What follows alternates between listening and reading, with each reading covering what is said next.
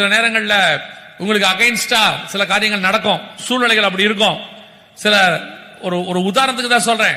நீங்க இதுக்கு போயிருப்பீங்க ஹாஸ்பிட்டலுக்கு, டாக்டர் சொல்லியிருப்பாங்க குழந்தையெல்லாம் பிறக்காது, அவ்வளவுதான், உங்களுக்கு வாய்ப்பே இல்ல, ஐவிஎஃப் மெத்தட் தான், சான்ஸே இல்ல அப்படின்லாம் சொல்லுவாங்க.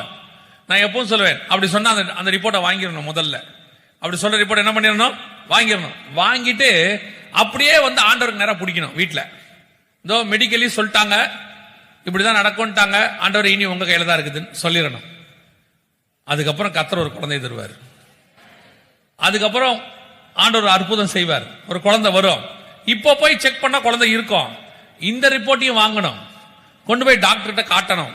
நீங்க இப்படி சொன்னீங்க குழந்தைய பிறக்காதுன்னு, இப்படி வந்திருக்கேன்னு அந்த டாக்டர் என்ன பண்ணுவாங்க தெரியுமா, ரெண்டுத்தையும் வாங்கி வாங்கி மாறி மாறி பார்ப்பாங்க. பார்த்துட்டு கடைசியா ஒன்னு சொல்லுவாங்க, இட்ஸ் மெடிக்கல் மிராக்கிள், அவ்வளவுதான் சொல்லுவாங்க. அதுக்கு மேல ஒன்னும் சொல்ல மாட்டாங்க. இதெல்லாம் நடக்குமான்னு கேட்டீங்கன்னா, சமீபத்தில் எங்க ஆபீஸ்க்கு ஒரு சாட்சி வந்துச்சு. ஒரு சகோதரி இதே காரியத்தை செஞ்சிருக்கிறாங்க.